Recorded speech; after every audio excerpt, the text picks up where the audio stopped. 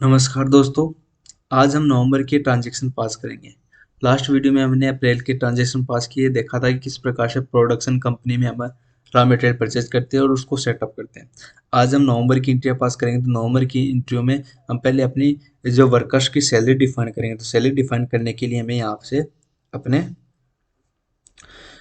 Tally में आ जाना। Tally में आने के बाद अल्टर में आ जाना। अल्टर में आने के बाद में यहाँ पर आपको क्या करना है, शो मोर फीचर्स पे क्लिक करना है, या फिर यहाँ पर आपको मिल जाएगा, डायरेक्ट भी मिल जाएगा सैलरी डिफाइंड डिफाइंड सैलरी। इस वाले को ओके कर देंगे। अब हमें एक एक कर्मचारी को सैलरी डिफाइन करना, जैसे कि हम 1 अप्रैल से करेंगे, लेकिन वहाँ पे जॉइनिंग डेट से होगा। ठीक है, यहाँ पर हम 1 अप्रैल से सबकी सैलरी डिफाइन कर रहे हैं, लेकिन वहाँ पे जॉइनिंग डेट से होगा। जैसे बेसिक सैलरी आ जाएगा। ठीक है, बेसिक सैलरी कितनी मिलती है, जैसे कि हम इस कर्मचारी को बेसिक सैलरी मिलती है, वो मिलती है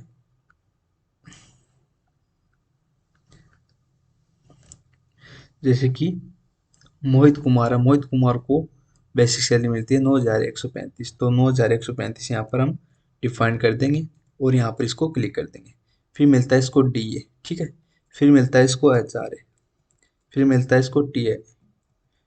ठीक है, टीए है वो हम डिफाइन करेंगे। टीए आपका पर मंथ मिलता है, कितने रुपए मिलते हैं वो हम यहाँ से देख सकते हैं। तो यहाँ पर इसको टीए मिलता है, मोहित कुमार को 2400 रुपये मिलता है।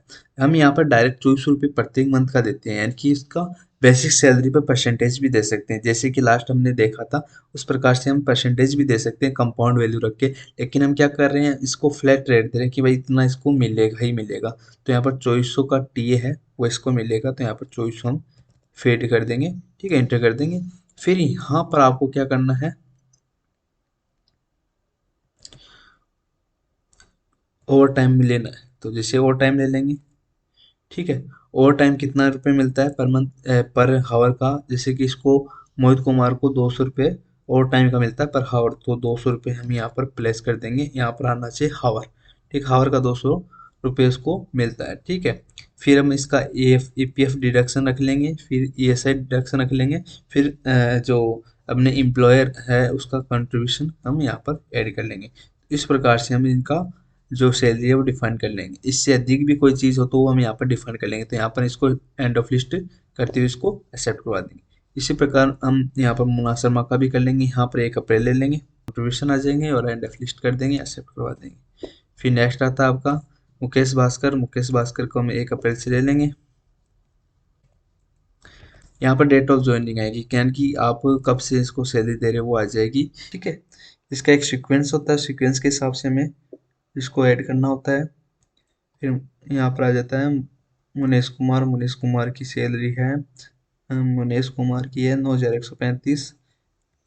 ये सब सेलेक्ट करके यहाँ पर इसको एक्सेप्ट करवा देंगे। फिर आता है रमेश कुमार। ठीक है, ये हम नॉर्मली ले रहे हैं, वैसे हेड ज़्यादा होते हैं, आपको बता दिया था पहले ही। इस प्रकार से हम इसकी सैलरी डिफाइन कर देंगे प्रत्येक व्यक्ति की। सैलरी डिफाइन करने के बाद में आपको कुछ और जो कुछ और टॉपिक है उसको भी आपको रीड कर लेना चाहिए। यहाँ पर शो मोर में जाएंगे और यहाँ पर शो इनएक्टिव में जाएंगे, तो यहाँ पर आपको मिलेगा इनकम टैक्स हेड डिटेल। तो अपन इनकम टैक्स हेड डिटेल को क्लिक करेंगे, यस करेंगे, और यहाँ पर हमें सब डिटेल है वो डाल देनी है। इसमें बाय डिफॉल्ट ये देखो इनकम टैक्स डिडक्शन ऑटोमेटिक आपका डिसाइड हो चुका है और यस यस हो चुका है। ठीक है, आप यहाँ पर टी है तो इस टी को एक बार ऑन कर लेना है, और यहाँ पर अदर इनकम की जगह क्या हो जाएगा, ट्रांसपोर्टिंग जो इनकम है, ट्रांसपोर्ट अलाउंस ले लेना है इसको, और इसको ऑन प्रोजेक्ट वैल्यू हम रख लेंगे, एक्सेप्ट करवा देंगे। और यहाँ पर जो आपका और टाइम है उसका भी आपका अदर अर्निंग, ये ठीक है, अदर अर्निंग। ठीक है, यहाँ पर एचआरए, तो यहाँ पर हाउस आपको लेना है, हाउस रेंट अलाउंस ले लेना है, house rent allowance on project value, yes. ठीक है, और यहाँ पर डीए ले लेना है, डे अटेंडेंस अलाउंस। तो यहाँ पर आपको डे अटेंडेंस अलाउंस मिल जाएगा,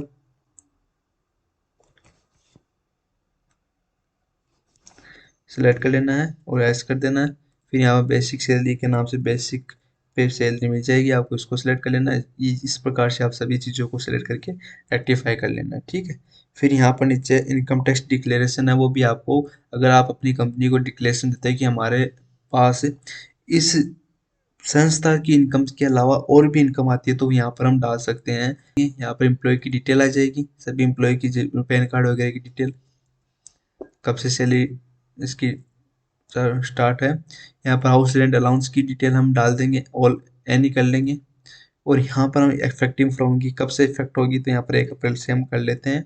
और डिक्लेयर कितनी है डिक्लेयर कर लेना है, ये सब चीज़ें आपको प्रूव कर लेना है। यहाँ पर इसका जो मेट्रो सिटी में रह रहा है, कहाँ पे रह रहा है, यहाँ पर लैंड रोड रोड आ जाएगा कि नेम ऑफ लैंड रोड की भाई उसका नाम क्या है लैंड रोड का, यानी कि जो मकान मालिक का क्या नाम है, जैसे कि विवेक। ठीक है, यहाँ पर इसके पैन कार्ड आ जाएंगे। ठीक है, पैन कार्ड नंबर आ जाएंगे, जैसे कि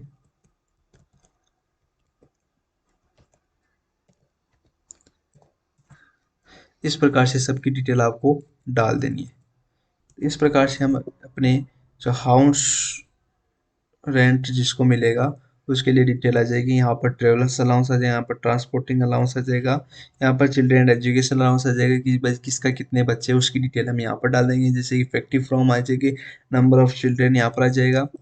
ठीक है, यहाँ पर चिल्ड्रेन हॉस्टल एक्सपेंडिचर अलाउंस आ जाएगा, यहाँ पर भी वो डिटेल डाल देंगे भाई effective from number of child. ठीक है, ये चीज़ें हम यहाँ पर डाल देंगे, भाई कितने चाइल्ड है वो। यहाँ पर मल्टीपल जो इनकम आपकी आ रही है वो डाल देंगे और उसको एक्सेप्ट करवा देंगे। यहाँ पर इनकम टैक्स की डिक्लेरेशन हम दे देंगे और यहाँ से बैक आ जाएंगे। ठीक है, ये सब चीज़ें डिक्लेरेशन देने के बाद में आपको आगे चलना है। फिर paid pass attendance of employ for October, आपको अक्टूबर महीने की अटेंडेंस है वो पास करनी है। तो यहाँ से बैक आ जाना है, यहाँ पर वाउचर्स में जाना है और यहाँ पर आपको आप 10 या फिर अदर वाउचर सेलेक्ट कर लेना है। यहाँ पर अटेंडेंस को सिलेक्ट करना है और यहाँ पर आपको एल के साथ एफ रेस करना है और यहाँ पर ऑटोफिल अटेंडेंस ले लेनी है एक।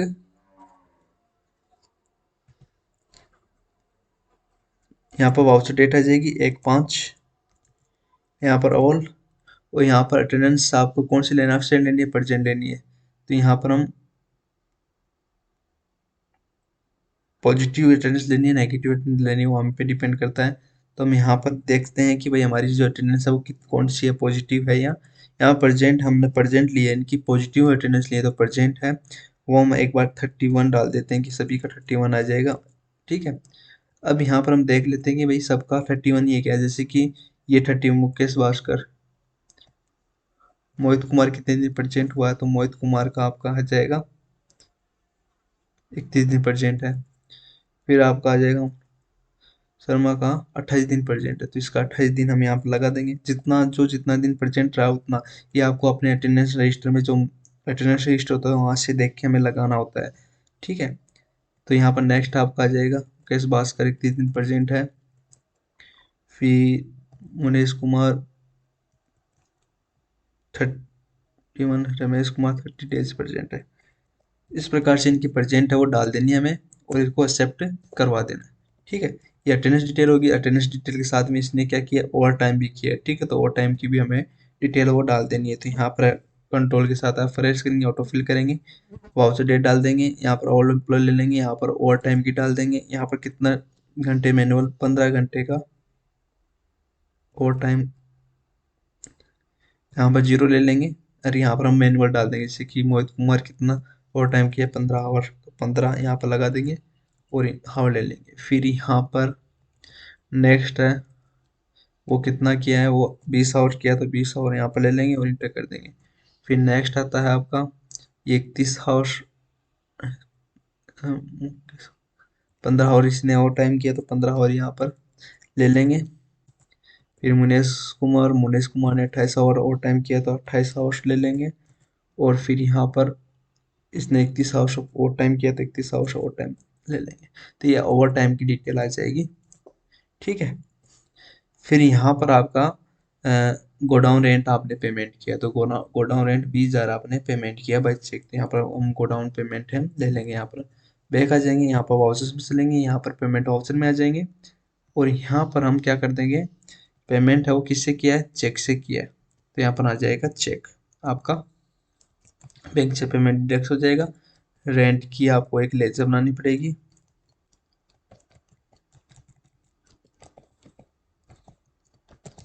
अंडर आ जाएगा अंडर एक्सपेंसेज नॉट अप्लीकेबल, यहाँ पर जीएसटी भी हम नॉट अप्लीकेबल रखेंगे और इसको एक्सेप्ट करवा देंगे। एक्सेप्ट करवाने से पहले कंट्रोल के साथ आई प्रेस करेंगे और यहाँ पर ये चेक कर लेंगे कि अपना कॉस्ट सेंटर अप्लीकेबल है कि हाँ यस अप्लीकेबल है, तो इसको एक्सेप्ट करवा देंगे। ठीक है, यहाँ पर 20,000 रुपये डाल देंगे। ठीक है, यहाँ पर को नेम ऑफ कॉस्ट सेंटर हम ले लेंगे।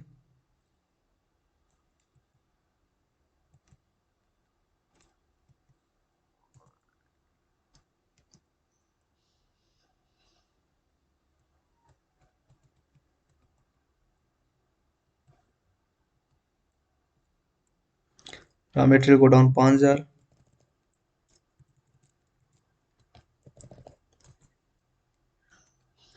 फिर आएगी आपकी फैक्ट्री 5,000। फिर आएगा स्टोर 10,000। इस प्रकार से आपकी जो गोडाउन है वो डिसाइड थे, इसको एक्सेप्ट कर देंगे, एक्सेप्ट करवा देंगे। और यहाँ पर चेक नंबर आपका 5 जाने वाला है। ठीक है, इस प्रकार से हम ये नेक्स्ट कर लेंगे। फिर आपका आता है पेटी cashier submitted following expenses statement. तो यहाँ पर पेटी कैशियर ने क्या किया है हमें कैश एक्सपेंसेस का स्टेटमेंट शो किया है। तो यहाँ पर हमें एक्सपेंसेस ले लेंगे, जैसे कि यहाँ पर हमने पेटी कैश ले लेना है पेमेंट वाउचर में। यहाँ पर हमें पेमेंट वाउचर लेते हुए यहाँ पे इलेक्ट्रिसिटी बिल ले लेना है। इलेक्ट्रिसिटी बिल आपका बनाना पड़ेगा।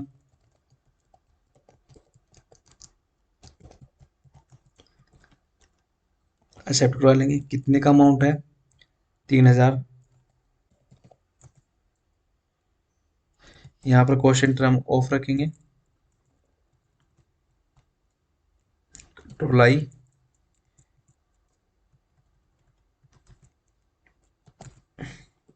और एक्सेप्ट करवा देंगे। फिर नेक्स्ट आ जाएगा आपका कन्वेंस एक्सपेंसेस। तो कन्वेंस एक्सपेंसेस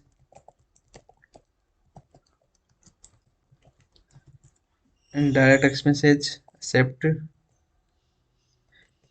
2,400। फिर आपका आता है printing and stationery expenses. Stationery expenses 2,500।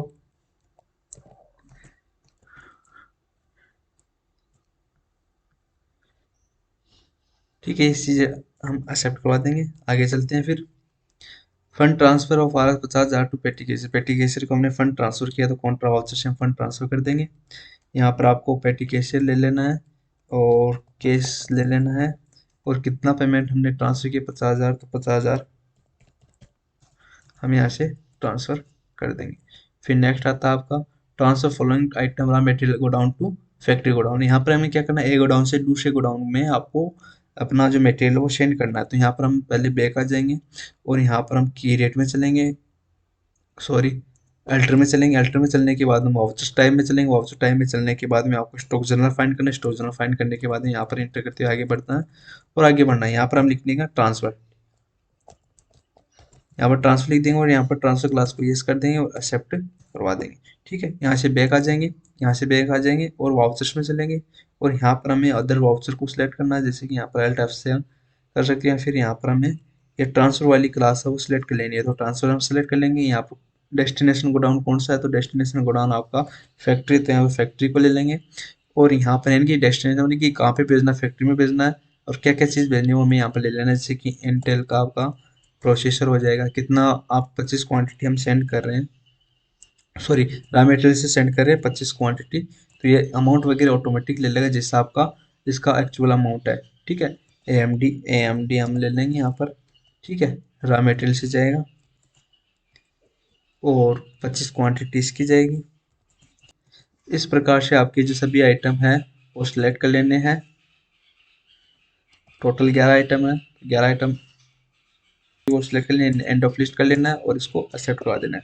अगर अब आप देखोगे अपनी स्टॉक समरी में, तो आपका स्टॉक है वो दो जगह ट्रांसफर हो चुका है। अल्ट्रा फंड करोगे तो यहाँ पर फैक्ट्री और रॉ मटेरियल में आपको ये जो स्टॉक समरी है वो दिखा रखा है। ठीक है, अब यहाँ पर आगे चलते हैं, हम नेक्स्ट एंट्री में चलते हैं। तो 15 computer of AMD, 25 computer of Intel raw material use from factory godown. यानी कि आपको क्या करना है, मैन्युफैक्चर करना है।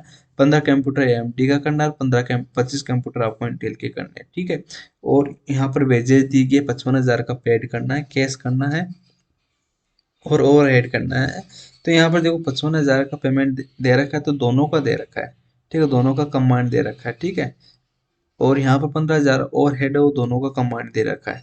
ठीक है, यहाँ पर कर लेते हैं 15,000 का, कोई दिक्कत नहीं है, लेकिन यहाँ पर इसको डिस्ट्रीब्यूट करना होगा इन दोनों में। ठीक है, तो हम कर लेंगे बाद में, जब हम पहले एक प्रोसेस कर लेते हैं। प्रोसेस करने के लिए आपको क्रिएट में जाना होगा और यहाँ पर वाउचर टाइप में जाना होगा। यहाँ पर आपको मैन्युफैक्चरिंग के नाम से एक वाउचर क्रिएट कर लेना है, अंडर ले लेना है आपको स्टॉक जनरल, और इसको एक्सेप्ट करवा देना बाय डिफॉल्ट। यहाँ पर एक बहुत चीज़ को ध्यान में रखते हुए आपको चलना है, यहाँ पर use as a manufacturing general को यस कर लेना है और एक्सेप्ट करवा देना है, और यहाँ से बैक आ जाना है। अब यहाँ से और बैक आ जाना है और बैक से आ जाना है और यहाँ पर वाउचर्स में चलना है। यहाँ पर अदर आइटम अदर वाउचर्स में चलना है। अदर वाउचर में चलने के बाद में यहाँ पर एक मैन्युफैक्चरिंग वाउचर आपको मिलेगा, उसको सिलेक्ट कर लेना है। मैन्युफैक्चरिंग वाउचर में आने के बाद में यहाँ पर नेम ऑफ प्रोडक्ट हमें लेना है, तो यहाँ पर एक नया प्रोडक्ट क्रिएट करेंगे हम, AMD कंप्यूटर। प्राइमरी रखेंगे, यहाँ पर नंबर्स में ले लेंगे इसकी क्वांटिटी, और यहाँ पर बॉम्ब को यस करेंगे। यहाँ पर हम नेम ऑफ बॉम्ब लिख देंगे AMD, ठीक है, AMD कंप्यूटर। यहाँ पर यूनिट लगा देंगे एक। अब यहाँ पर हमें AMD कंप्यूटर बनाने में AMD का प्रोसेसर लगेगा, जो कि आपका यूज होगा फैक्ट्री से, ठीक है। कंपोनेंट है एक आएगा। फिर आपका आ जाएगा कैबिनेट मशीन, फैक्ट्री से कंपोनेंट एक। फिर आ जाएगा आपका कीबोर्ड, फैक्ट्री से कंपोनेंट एक। फिर आ जाएगा मॉनिटर, फैक्ट्री से एक। फिर आ जाएगा आपका मदरबोर्ड AMD, फैक्ट्री से एक। फिर आपका आ जाएगा माउस, फैक्ट्री से एक यूनिट। फिर आ जाएगा आपका रैम, फैक्ट्री से एक यूनिट। फिर आ जाएगा आपका SSD, फैक्ट्री से एक यूनिट। फिर आ जाएगा आपका पावर बैटरी, फैक्ट्री से एक। फिर आ जाएगा आपका पैकिंग के संबंधित, फैक्ट्री से यूज होगा, कंपोनेंट है। और कितना यूज होगा, जैसे कि 0.12 ग्राम आपका यूज होगा, तो 120 यानी कि 120 ग्राम आपका यूज होगा, ठीक है। फिर यहाँ पर आपका पैकिंग एंड लेबलिंग का आएगा। यहाँ पर स्क्रू हो गए, आपको अपने कंपोनेंट फिट करने के लिए स्क्रू की आवश्यकता होती है। यहाँ पर स्क्रू कितना लगेगा वो भी उतना ही हम ले लेंगे, जैसे कि यहाँ पर 0.12 ग्राम, यानी कि जो दोनों सेम ले लिया और इसको एक्सेप्ट करवा देंगे, ठीक है। और यहाँ पर GST डिटेल हम पहले ही डाल देंगे, क्योंकि GST इस पे अप्लीकेबल है, कितना है 18%, ठीक है। और यहाँ पर गुड्स ले लेंगे और इसको एक्सेप्ट करवा देंगे। एक्सेप्ट करवाने के बाद में आपको यहाँ पर गोडाउन लेना है कि भाई जब ये मटेरियल बन के तैयार हो जाए तो आप कहाँ रखेंगे, तो हम स्टोर गोडाउन में हम रखेंगे। कितनी क्वांटिटी हम मैन्युफैक्चर करना चाहते हैं, तो AMD की हम करना चाहते हैं 10 क्वांटिटी, तो 10 क्वांटिटी यहाँ पर मैन्युफैक्चरिंग, जैसे ही 10 क्वांटिटी लेंगे तो यहाँ पर उसकी डिटेल है वो ऑटोमेटिक ये ले लेगा।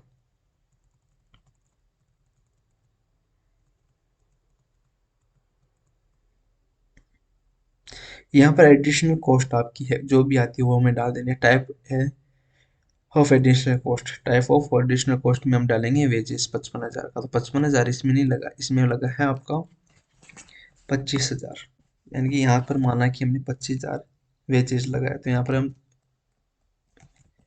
वेजेस ले लेंगे, डायरेक्ट एक्सपेंसेस के रूप में ले लेंगे और इसको एक्सेप्ट करवा देंगे।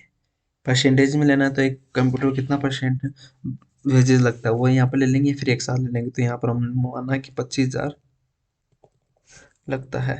फिर यहाँ पर आपका लेना है तो वो और भी चीज़ आप ले सकते हो, जैसे ओवर हेड चार्जेज है, ठीक है। डायरेक्ट एक्सपेंसेस है, कितना लगा है वो लगा आपका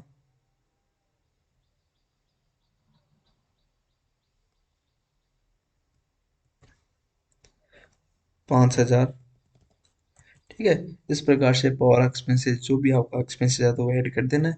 ऐड करने के बाद में यहाँ पर आपको पता चल रहा है कि आपकी जो कंपोनेंट लगे हैं, जो सामान लगा वो इतने का लगा है, उसमें दो इतने का आपका जो चार्जेस है वो ऐड कर दिया, टोटल एडिशनल कॉस्ट हो गई 30,000। 30,000 ऐड होने के बाद में अलोकेटेड प्राइमरी जो कॉस्ट आएगी और इफेक्टिव यानी कि पर जो प्रोडक्ट कॉस्ट आएगी वो आपकी 42,746 रुपये आपको यहाँ पर लगेगी, ठीक है।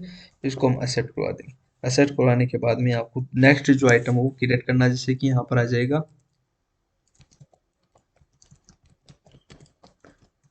यहाँ पर इंटेल कंप्यूटर आ जाएगा, वही सेम प्रोसेस रहेगी अब आगे की।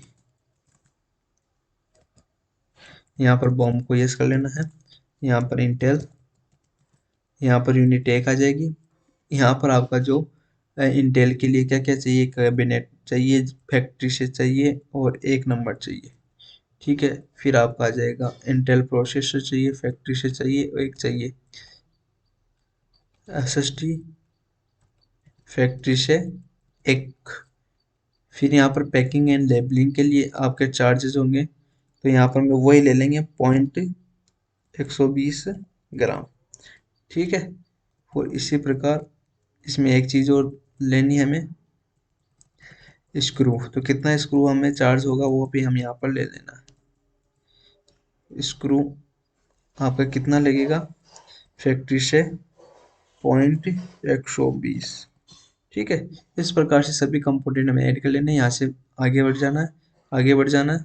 यहाँ पर जीएसटी टेल यस, यहाँ पर टैक्सेबल 18% और यहाँ पर गुड्स सेलेक्ट कर लेंगे। गोडाउन ले लेंगे, स्टोर गोडाउन। कितनी क्वांटिटी रखनी है, 25 क्वांटिटी हमें इंटेल की प्रोसेस करनी है, तो इंटेल कंप्यूटर की 25 क्वांटिटी हम प्रोसेस कर देंगे। उसकी 25 क्वांटिटी के लिए क्या क्या चीज़ें लगेगी वो यहाँ पर हमको बता रखा है कि कितने आपकी पैकिंग लेबल लगेगी, सब चीज़ें यहाँ पर आपको दे रखा है। यहाँ पर एंड ऑफ लिस्ट, यहाँ पर type of additional cost wages आ जाएगा। ठीक है, वेजेज आ जाएगा, कितना वेजेस था, 25,000 आपने उसके लिए यूज़ कर लिया, 30,000 यहाँ पर आ जाएगा। और ओवरहेड है, ओवरहेड हम यहाँ पर लगा देंगे, कितना है 15,000, 10,000 यहाँ पर आ जाएगा। और यहाँ पर जो पर कंप्यूटर कॉस्ट आएगी वो 39,545 रुपये आपकी पर कंप्यूटर है, वो कॉस्ट यहाँ पर आपको दिखा रखा है। यहाँ पर एडिशनल कॉस्ट दिखा रखा है 40,000 और आपको कंपोनेंट कॉस्ट दिखा रहा है 49,648। यहाँ पर आपको कंपोनेंट कॉस्ट दिखा रखा है। इस प्रकार से ऑल कॉस्ट ऐड हो चुकी है और इसको एक्सेप्ट करवा देंगे। अब आपको जो वो वेजेज है वो हमें डायरेक्ट ही पहले ही पास कर देना है, यानी कि वेजेज आपका पेमेंट ऑलरेडी हो चुका है। यानी कि जब अपना जो प्रोडक्ट बन के तैयार होता है तभी हम वेजेस है वो इशू कर देते हैं। तो वेजेस आपका पेमेंट हुआ है वो हुआ है कैश में।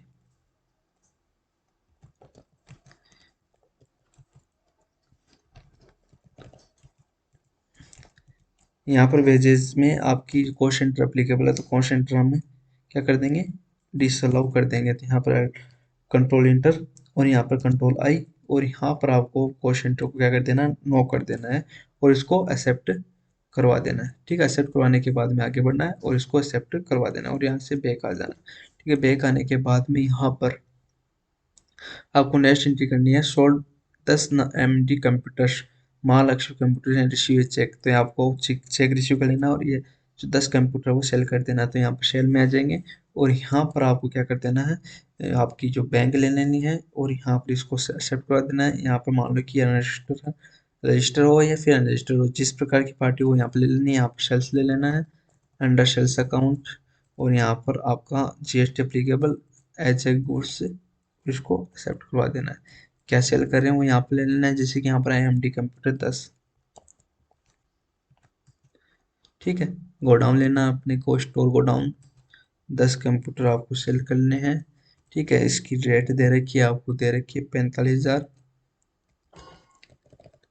ठीक है, फिर आपका यहाँ पर आगे बढ़ना है और इसको CGST SGST आपको चार्ज कर लेना है और इसको एक्सेप्ट करवा देना है। यहाँ पर आपका ट्रांसपोर्टिंग ई वे बिल की डिटेल आ जाए, यहाँ पर चेक आपने रिसीव कर लिया, एक्सेप्ट करवा देना है।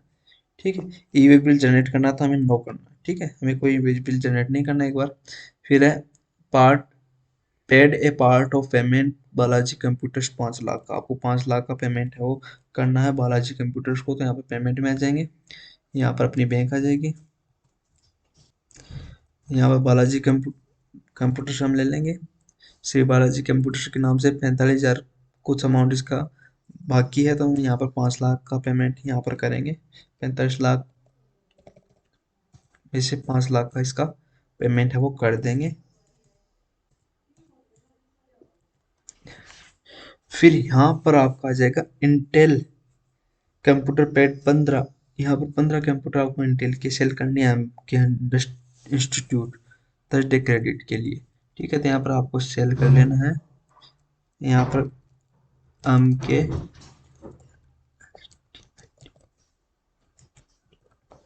इंस्टीट्यूट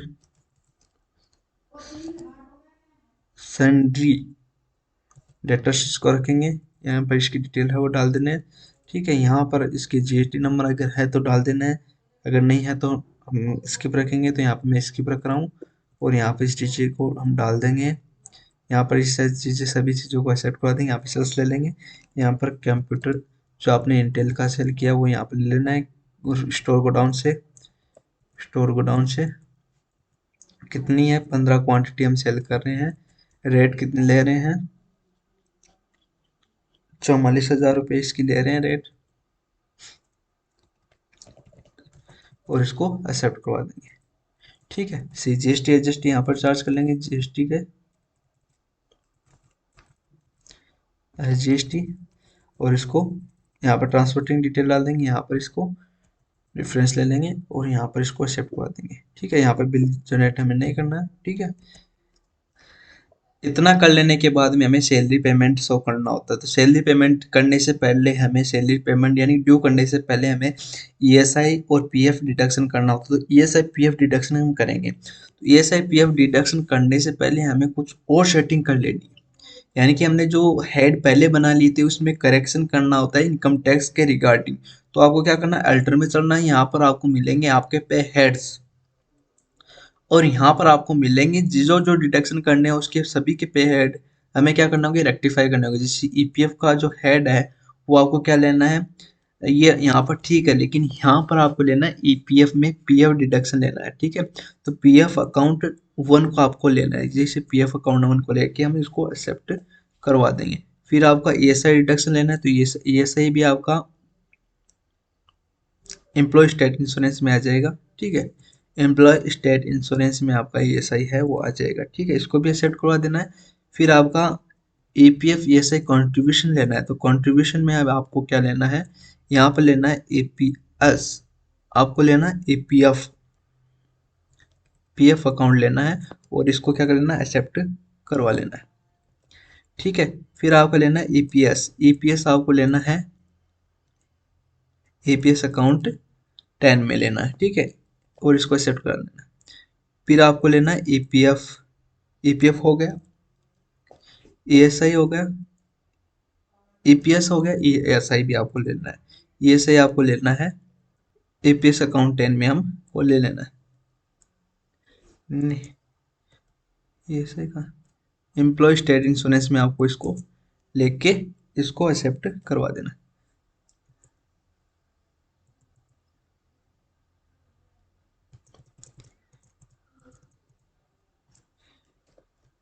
इस प्रकार से सेटिंग करके हमें बैक आ जाना है, बैक आ जाना है। अब सर्वप्रथम हमें क्या करना है, पीएफ डिडक्शन करना है, ईएसआई डिडक्शन करना है। तो हम वाउचर्स में आ जाएंगे। यहाँ पर आपको पेरोल वाउचर ओपन कर लेना है। तो जैसे कि अदर्स ऑप्शन में जाकर यहाँ पर आपको पेरोल वाउचर मिल जाएगा, या फिर कंट्रोल F4 के साथ भी इसको वहाँ पर ओपन कर सकते हो। ठीक है, यहाँ पर कंट्रोल F प्रेस करना है, यहाँ पर ऑटो फिल करना है। जैसे कि हम पीएफ कॉन्ट्रीब्यूशन करें तो पीएफ कॉन्ट्रीब्यूशन कब से करें, 1/4 से हम कर रहे हैं। ठीक है, और 1/5 तक हम करेंगे। ऑल आइटम ले लेंगे और यहाँ पर आपको क्या लेना है, पीएफ से संबंधित काम करें तो पीएफ पेबल में ले लेना। तो जैसे पीएफ पेबल ले लेंगे, आपके प्रत्येक कर्मचारी के पीएफ है वो कंट्रीब्यूशन हो जाएगा। यहाँ पर दो दो अमाउंट दिखा रखा है, एक तो ईएफ जैसे कि इस एम्प्लॉय का कटेगा, एक एम्प्लॉयर का कटेगा, तो दोनों का यहाँ पर दिखा रखा है। ठीक है, इसको हम एक्सेप्ट करवा देंगे। फिर हमें ईएसआई करना है। तो ईएसआई भी हम सेम इसी प्रकार करेंगे, control of autofill ESI contribution 1/4 से 1/5 तक का।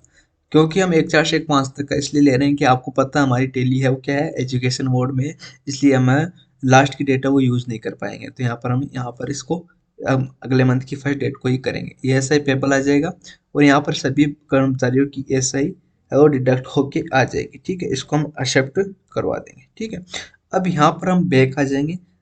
अब यहाँ पर आपको क्या करना है, अपनी सैलरी ड्यू दिखानी है। सैलरी ड्यू दिखानी है तो किस प्रकार से दिखाएंगे, तो यहाँ पर हम सैलरी ड्यू हमें दिखानी है, हमें अपने कर्मचारी को कंट्रोल एफ प्रेस करेंगे, यहाँ पर ऑटोफिल करेंगे और यहाँ पर आप सैलरी लेना है। ठीक है, वही 1/4 से 1/5 तक की। ठीक है। और यहाँ पर हमें ले लेना है सैलरी पेपर। तो जैसे सैलरी पेपर ले लेंगे तो यहाँ पर आपकी प्रत्येक की सैलरी आ जाएगी। तो जैसे कि आपको यहाँ पर शो रखा है कि बेसिक सैलरी टीए वगैरह आ गए, लेकिन यहाँ पर जो टीए डीए एच आर है वो क्या है कि डबल मंथ की ऐड हो गए, जैसे कि अप्रैल के भी ऐड होगी, मई के भी ऐड होगी, तो वो कोई आपको चिंता करने वाली बात नहीं है। जैसे कि आप लाइसेंस टेली में काम करोगे तब यहाँ पर ये ऑप्शन नहीं आएगा, क्योंकि आपका जिस मंथ में है उसी मंथ को आपको ये एंट्री वो शो करनी होती है, तो उसी मंथ में ये ऐड हो जाएगा। ठीक है। जैसे कि आपका ये जो सैलरी जो पेबल है वो 31, जैसे कि अप्रैल है, अप्रैल का पेमेंट है, तो वो 31 अप्रैल को शो होगा। कब होगा? 31 अप्रैल को शो होगा। तो इस प्रकार से आपको ये कर लेना है। ठीक है। और इसको एक्सेप्ट करवा लेना है। अब इसको एक्सेप्ट करवाने के बाद में आपको पेमेंट करना है। ठीक है। सैलरी पेबल हमने पेंडिंग दिखा दी है। अब आपको क्या करना है? पेमेंट करना है। तो पेमेंट करने के लिए आपको अब यहाँ पर ईएसआई पेबल आपको देखना है। तो ईएसआई पेबल हमें पेमेंट करना है, पेड करना है, और वो भी बैंक से करना है। तो यहाँ पर आपका जाएगा पेमेंट वाउचर, आपको पेमेंट वाउचर लेना है। यहाँ पर आपको कंट्रोल ऑफ करना है, सॉरी, यहाँ पर आपको कंट्रोल ऑफ करना है, और यहाँ पर आपको क्या लेना है? पेरोल ऑटो फिस्ट आपको करना है। ठीक है। यहाँ पर आपको लेना है ईएसआई चालान। क्या लेना है? ईएसआई चालान। यहाँ पर भी आपको ले लेना है 1/4 से 1/5 तक।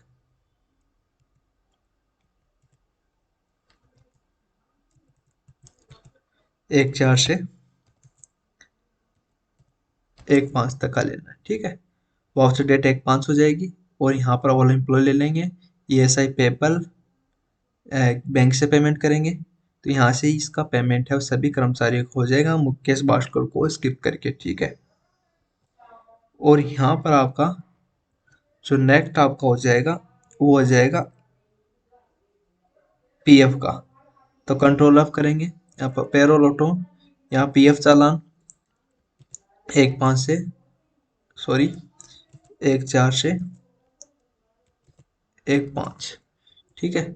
All employ, PF payable bank से, और ये सभी एम्प्लॉय का जो ईएफ ईपीएफ है वो पेमेंट हो जाएगा। ठीक है। अब रही आपकी सैलरी पेंडिंग। सैलरी का इस महीने पेमेंट नहीं करेंगे, वो अगले मंथ में पेमेंट होगी, क्योंकि हमारे पास इतना ही डाटा था। इस प्रकार से आपकी ट्रायल बैलेंस है वो तैयार हो जाएगी। तो हमने इस प्रकार से हम अपनी जो सैलरी का